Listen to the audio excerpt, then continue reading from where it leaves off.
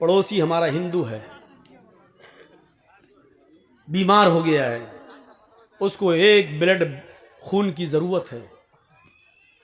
काश कोई योगी मोदी का भक्त मीडिया वाला सुनता इस बात को और देता कि इस्लाम क्या है। डॉक्टर ने कह दिया कि इसको एक बोतल खून की जरूरत है और इसमें इस ग्रुप का ब्लड लगना है। हॉस्पिटल में वो ग्रुप का ब्लड नहीं है, उसके बाप का ग्रुप ब्लड ग्रुप अलग है, उसकी मां का अलग है, भाई का अलग है, किसी का लग नहीं रहा है ब्लड ग्रुप। और आपका पड़ोसी है, आप मुसलमान हैं, वो हिंदू है। आपका ब्लड ग्रुप और उसका ब्लड ग्रुप एक है। इस्लाम ये कहता है कि उसकी जान बचाने के लिए आप अपना एक बोतल ब्लड दे दें और उस हिंदू की जान बचा लें।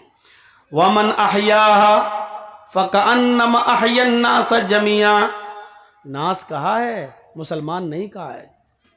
जिसने किसी एक इंसान को बचा लिया, जिसने किसी एक मनुष्य की जान बचा ली, फकअन्नमा अहयन्नास जमिया, गोया कि उसने पूरी दुनिया की इंसानियत की जान बचा ली, गोया कि उसने पूरे विश्व की मानवता को बचा लिया। ये कुरान कहता है एक इंसान की जान बचाना, चाहे हिंदू हो, सिख हो, ईसाई हो, क्रिश्चियन, यहूदी, बुद्धिस्ट, सिख, जैनी, कोई भी हो, ये मत देखिए कि वो कौन है। हाँ, जर्जी साहब का पड़ोसी ब्लड की जरूरत है और जर्जी साहब रोजे से हैं, रमजान का रोजा है।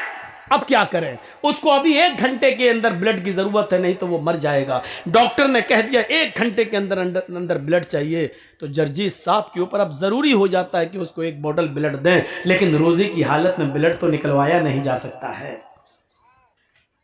डॉक्टर ने अगर जांच लिख दी है कि ब्लड की जांच कराओ, तो थोड़ा सा ब्लड तो निकाला जा सकता है रोजे की हालत में जांच के लिए। मलेरिया है कि डेंगू है, रोजे की हालत में ब्लड की जांच कराई जा सकती है, थोड़ा सा निकाला जा सकता है। लेकिन 1 बोतल 250-300 ml ये आप नहीं निकलवा सकते। लेकिन किसी की जान जा रही है और इतने ब्लड की जरूरत है, तो ऐसी सूरत में इस्लाम इजाजत देता है कि तुम अपना रोजा तोड़ दो और उसकी जान बचाने के लिए 1 बोतल ब्लड दे दो।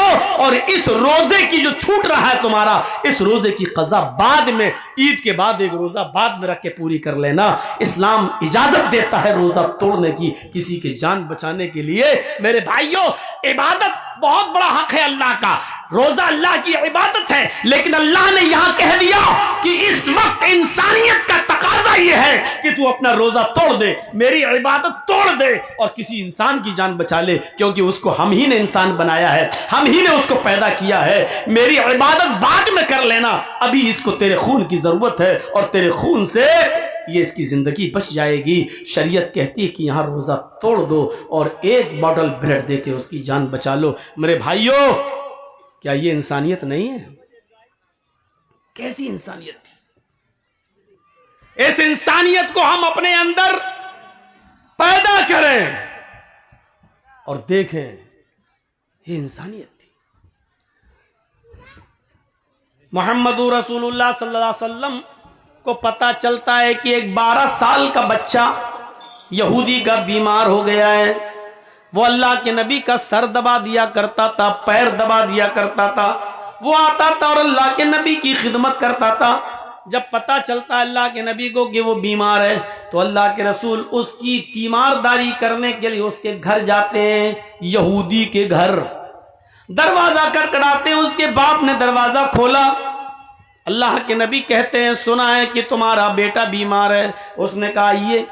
अल्लाह के नबी उसके पास बैठ जाते हैं। उस बच्चे की आखिरी सांसें निकल रही थी, वो अटक रहा था, जहां ऐसे कर रहा था, सांस उसकी आखिरी सांसें चल रही थी। उसने ऐसे फटी हुई नजरों से अल्लाह के नबी को देखा तो मुस्कुरा दिया। अल्लाह के नबी सल्लल्लाहु अलैहि वसल्लम ने उस बच्चे के सर पे हाथ रखा और उस बच्चे से कहा, बेटे कुल ला इलाहा इल्लल्लाह, अगर तुम्हारा दिल कहे तो ला इलाहा इल्लल्लाह पढ़ लो। उस बच्चे ने जब अल्लाह के नबी की जबान से सुना कि आप कह रहे हैं कि ला इलाहा इल्लल्लाह पढ़ लो, तो वो अपने माँ बाप का चेहरा देखने लगा। उसके माँ बाप मना करते थे। जब उसने अपने माँ बाप का चेहरा देखा तो उसके माँ बाप ने इशारे में कह दिया, बेटे पढ़ लो। यानी तुम्हारा दिल मोहम्मद की तरफ शुरू से ही था। तुम उनका सर दबाते थे, पैर दबाते थे। तुम उनके पास से जब मेरे पास आते थे तो नबी की तारीफ करते थे, उनके सच्चे वाकयात बयान करते थे। जब तुम्हारा दिल शुरू से ही उनकी तरफ है और मेरी वजह से, मेरी डांट की वजह से, मेरे डर की वजह से तुम इस्लाम कबूल नहीं कर रहे थे, लेकिन आज मैं तुम्हें नहीं रोकूंगा। अगर तुम्हारे दिल में मोहम्मद रसूलुल्लाह की मोहब्बत है तो तुम पढ़ लो। जब बाप की तरफ से इजाजत मिल गई तो इस छोटे से बच्चे ने, 12 साल के बच्चे ने, यहूदी बच्चे ने कलमा पढ़ लिया, ला इलाहा इल्लल्लाह मुहम्मदुर रसूलुल्लाह। और इत्तेफाक देखिए, जैसे ही उसने ला इलाहा इल्लल्लाह कलमा पढ़ा, वैसे ही उसकी एक लंबी सी सांस निकली करके, और वही उसकी सांस उखड़ जाती है, उसका इंतकाल हो जाता है। वो बच्चा उसी वक्त डेथ कर जाता है, उस बच्चे का इंतकाल हो जाता है। अल्लाह के नबी सल्लल्लाहु अलैहि वसल्लम ने उसकी रूह को अपने सामने निकलते हुए देखा, उस बच्चे की जान को जाते हुए अपने सामने देखा, तो अल्लाह के नबी सल्लल्लाहु अलैहि वसल्लम समझ गए कि अब इसका इंतकाल हो गया। आप बिस्तर से उठते हैं और क्या कहते हैं, अल्हम्दुलिल्लाहिल्लज़ी अनक़ज़हुल्लाहु मिनन नार। तमाम तारीफें उस अल्लाह के लिए, अनक़ज़हु मिनन नार, जिस अल्लाह ने इस बच्चे को मरते वक्त जहन्नम की आग से बचा लिया, जहन्नम की आग से नजात दे दी है। यानी अगर इसने कलमा ना पढ़ा होता तो जहन्नम में जाता, लेकिन मरने से पहले पहले इसकी जबान से ला इलाहा इल्लल्लाह निकल गया। अनक़ज़हु मिनन नार, अल्लाह की सारी तारीफ उस अल्लाह के लिए जिसने इस बच्चे को मरने से पहले पहले कलमा नसीब फरमा दिया है, और कलमा पढ़कर ये बच्चा इस्लाम की दौलत से माला माल हो गया है, और एक वक्त की नमाज नहीं पढ़ी लेकिन जन्नती, अमल कम और जन्नती,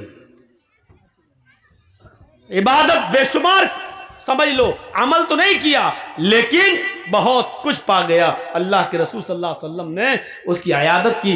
आपको नहीं मालूम था कि वो इस्लाम ले आएगा, लेकिन फिर भी उसके घर जा रहे हैं। ये इंसानियत नहीं तो और क्या है।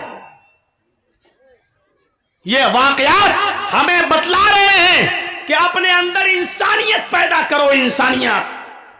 आप गैर मुस्लिमों के साथ क्या अच्छा सलूक करेंगे, आप अपने मुसलमान भाइयों के साथ अच्छा सलूक नहीं कर सकते हैं। बताइए मुझे, अल्लाह के नबी सल्लल्लाहु अलैहि वसल्लम के पास जब दो लोगों का फैसला मुकदमा आता था तो आप दोनों की गुफ्तगू सुनते थे, और अगर काफिर की गलती हुई तो काफिर की, और मुसलमान की गलती हुई तो मुसलमान की। क्या ये वाकयात आपने नहीं पढ़े हैं? एक यहूदी और एक मुसलमान का झगड़ा अल्लाह के नबी के पास आया, आपने दोनों की गुफ्तगू सुनी और मुसलमान की गलती मानते हुए कहा नहीं तुम गलत हो, ये जमीन इस यहूदी की है, और आपने अपना फैसला सुनाकर उस यहूदी के हक में फैसला कर दिया। मेरे प्यारे साथियों, ये वाकयात बतला रहे हैं कि इंसानियत, इस्लाम अपनी जगह पर है, इंसानियत अपनी जगह पर है। आप मर्डर नहीं कर सकते हैं इंसाफ का, खून नहीं कर सकते हैं इंसाफ का। एक शख्स अल्लाह के नबी के पास आए, दोनों मुकदमा लेकर आए। एक कहता अल्लाह के नबी ये जमीन मेरी है, दूसरा कहता अल्लाह के रसूल ये जमीन मेरी है, ये जमीन मेरी, ये जमीन मेरी। आए थोड़ा सा शोर नहीं। अल्लाह के रसूल ने कहा भाई दोनों सहाबी, अल्लाह के नबी ने कहा भाई जमीन तो किसी एक की होगी, और वो दोनों दावे कर रहे हैं। अच्छा एक बात बताइए, किसी चीज पर हम दो दावे करें तो एक ही का तो होगा दोनों में से। तो अल्लाह के नबी ने कहा कि भाई दोनों में से किसी एक का है। अब कोई मानने के लिए तैयार ही नहीं, हर एक कह रहा है ये मेरी, ये मेरी। तो अल्लाह के नबी ने कहा मेरे पास क्यों आए हो? कहा आपसे सच्चा फैसला कराने। अल्लाह के नबी सल्लल्लाहु अलैहि वसल्लम ने फरमाया कि तुम दोनों अपनी बातें रखो, भाई एक तरफा बात सुनकर कभी फैसला मत करना। अल्लाह के नबी ने दोनों को बुलाया, दोनों की गुफ्तगू सुनी, लेकिन अब दोनों में बड़ा अजीब मसला है। भैया बैठ जाओ, राजीव गांधी, ओ मोदी साहब के बेटे बैठ जाओ। दोनों की। अब दोनों की गुफ्तगू में एक और पेच फंस गया। कभी कभी ऐसा भी होता है, आपके सामने भी ऐसा हो सकता है।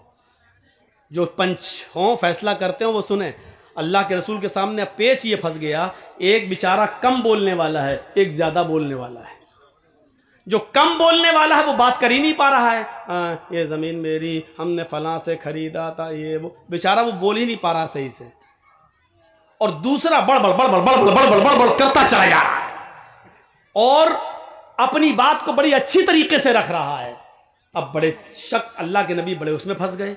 ये बेचारा बात कर ही नहीं पा रहा है और ये बड़बड़ करता चला जा रहा है। दोनों में बिल्कुल एक तो ऐसा समझो जैसे मोदी जी चुप होते ही नहीं, बड़बड़ बड़बड़ बड़बड़ बोलते चले जाते हैं।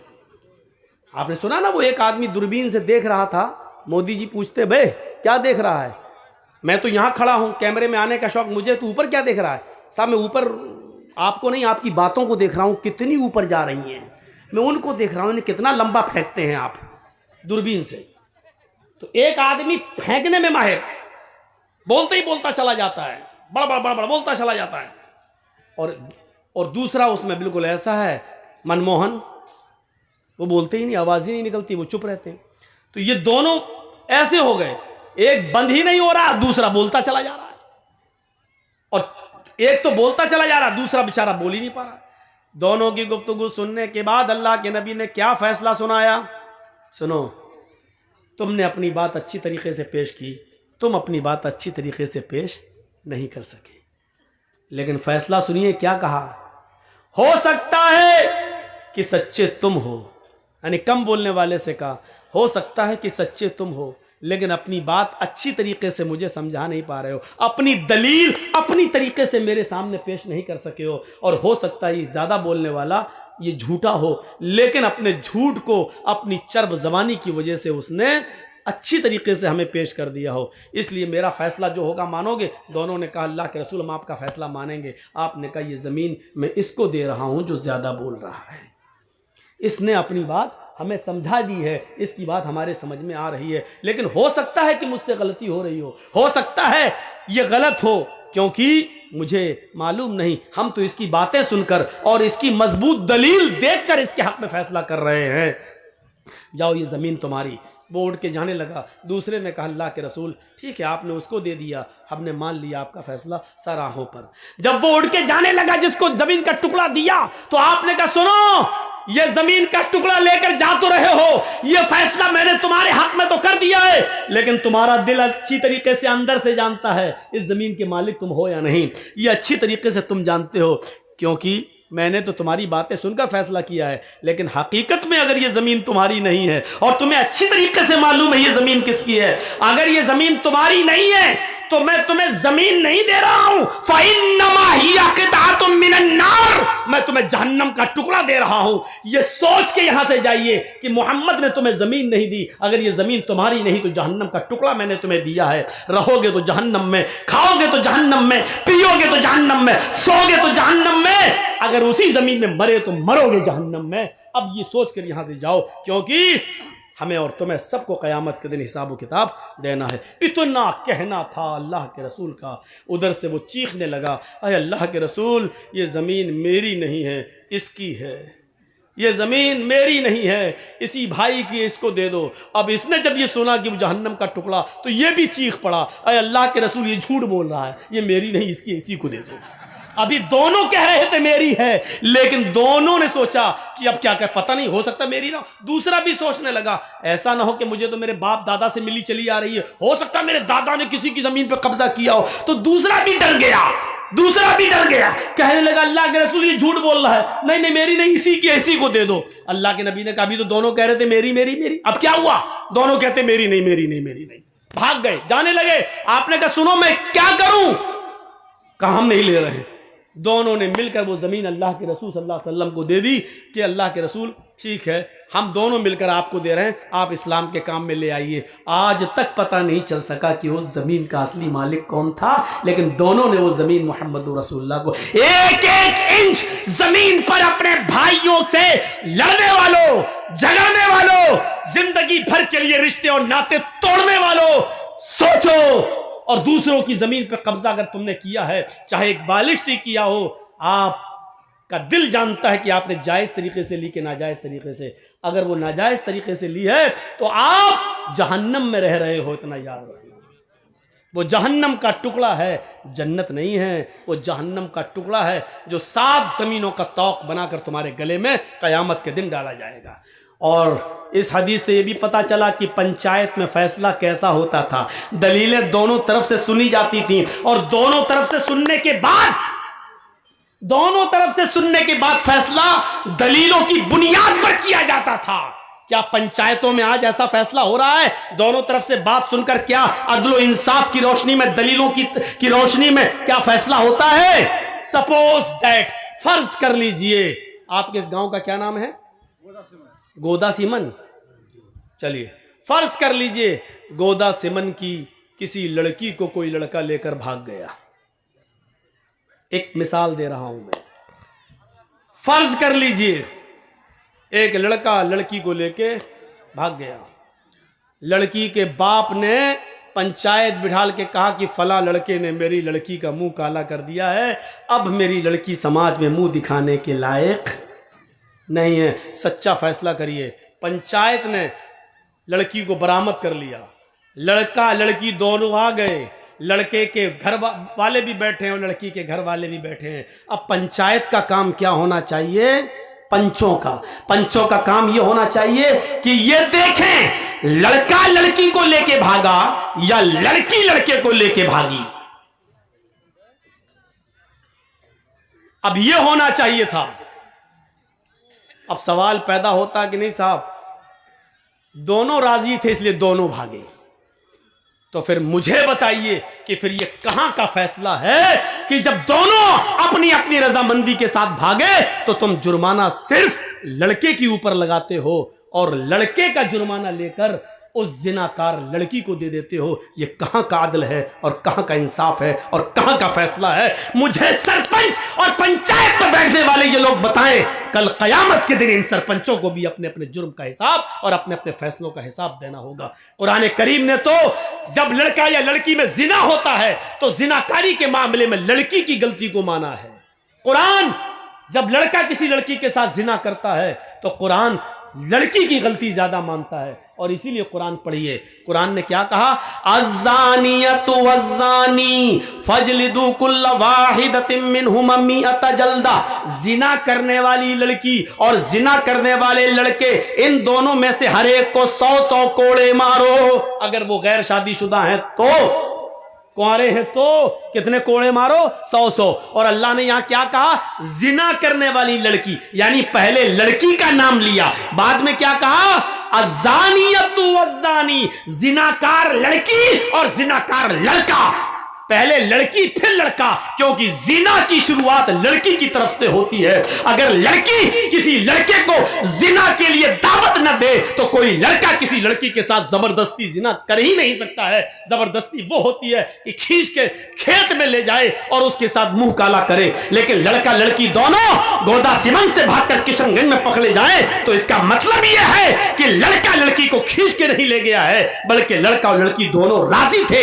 इसलिए किशनगंज, इसलिए उत्तर दिनाजपुर, इसलिए कटिहार, इसलिए दिल्ली या बंबई में पकड़े गए। लड़की इतनी दूर कोई खींच कर नहीं ले जा सकता है लड़की को, मेरे भाइयों। और जब शुरुआत लड़का और लड़की दोनों की रजामंदी से हुई है तो फिर जुर्माना सिर्फ लड़के पर लगाया जाए और उस जुर्माने का पैसा लड़की या लड़की के मां बाप को दे दिया जाए। हराम है, हराम है, हराम है ये फैसला।